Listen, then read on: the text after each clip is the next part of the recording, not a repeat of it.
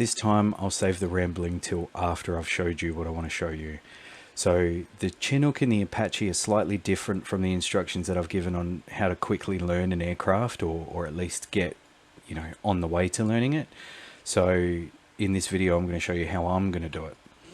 With the Chinook, what I'd recommend is don't do a cold start first. That's usually what I do to learn the aircraft, but I would recommend against that. I would say go into Caucasus, because everyone's got Caucasus, and do the hot start, the runway takeoff. From there, go straight into the controls, and because I don't know what your setup is, not sure how it works, but go into your axis assigns, and because mine puts like pitch and roll on the rudder, the cyclic pitch and roll, so you want to correct them so you don't flip over on the runway, because you can't learn in a broken aircraft. But anyway, once you've done that, I would recommend going into the MFDs and just have the manual open with you at the same time on a phone or an iPad or whatever you've got, and just have a play with these, because these are quite complex. Just like the Apache, there's a lot of screens, they do a lot of different things. And what's interesting with the Chinook as well is you can have a full screen of something or a half screen. So have a play with them until you can get the screens set up the way that the cold start suggests in the manual. And if you've downloaded a quick start guide, because that's generally what I do just to get moving, you want to familiarize yourself after you're comfortable with the MFD pages. Familiarize yourself with the cockpit and where the buttons are, because they are kind of all over the shop, as they always are. But I would recommend familiarizing yourself with where those buttons are on the quick start guides. Use the manual as well just to identify where they are. And then go from there, and then maybe try a cold start and then continue on with the manual.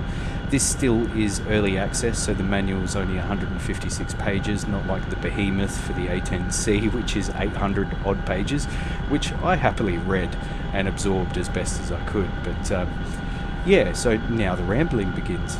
The reason I'm making this video is because I had to get the Chinook. It's another one of those icons for me. All the vehicles, vehicles and aircraft in DCS are iconic, but there's a handful like the Mirage, the Hornet, the A10, the Apache. I had to get the Chinook. From what I've heard, this aircraft is very easy to fly. This isn't the first video I've made. Unfortunately, I would have liked it to be the first video, but the reason I'm saying this is because the first cold start videos I made, I kind of screwed up on them, because I didn't know where things were. Excuse me. So I'm recommending that you go about it that way before you start doing the cold starts. And the way that the controls work as well. I mean, I've used the HOTAS Warthog throttle and stick for going on possibly like 13 years now. Uninstalling DCS occasionally and reinstalling it for whatever reason, if something's broken or whatnot, you lose your profiles. Generally what it does with the A10C is it puts everything back exactly where it should be. I don't know if it still detects that. Like, the only thing I really needed to change was set the keyboard to the CDU button, so you can work on waypoints and stuff. But with the Apache and the Huey, I think it did the same with them. Change the flight control cyclic pitch or collective or whatever to rudder options. So, using your pedals and stuff, you're going to fly off the runway, and that's not conducive to a good learning environment.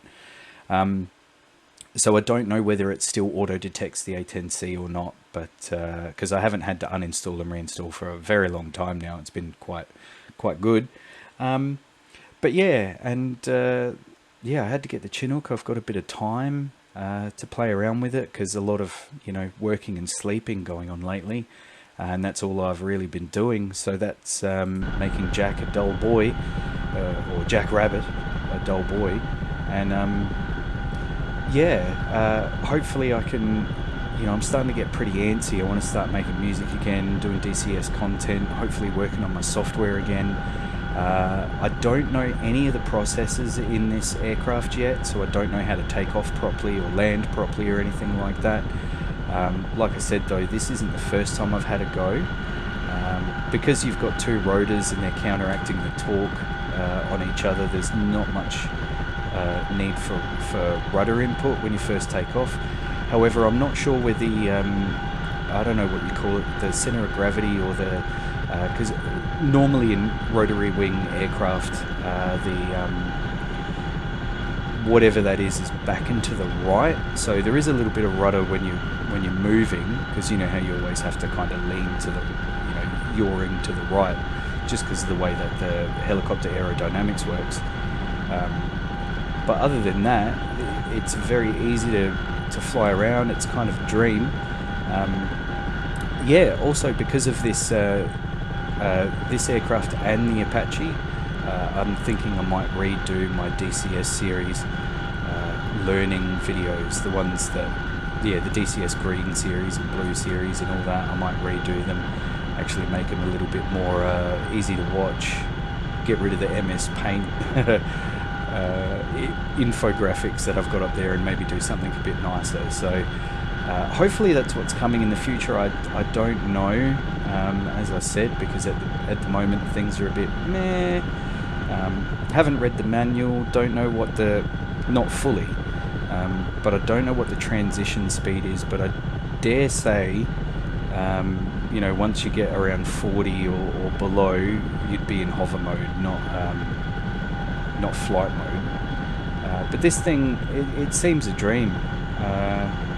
It maneuvers really good, and I want to really learn this because it looks super fun. I want to do what they do in those videos, the military videos. I don't think Chinook pilots are real. I think you have to summon them with risky behavior and prayers to the machine god. But I don't know whether it's valid in DCS, but you know, pulling the back up to a mountain. As I said, this is early access. It might actually be valuable at some point doing troop extractions, you know, have the boats fly right up. But that's the kind of thing I want to do, you know, like skim the water, have the boats fly up the back. You know, the transport would be fun as well. I'd like to see that in servers and stuff. So DCS really is fleshing out to be absolutely brilliant. Like, I love this. There's no other game that gives you this kind of experience with this kind of simulation level. You know, Armour used to be good, but it's not DCS, like full flight, you know. Anyway, now I'm going to get even more rambly. I reckon I'm just going to do a few laps or whatnot, just with my uneducated what I know so far, and I'll see you in the next one.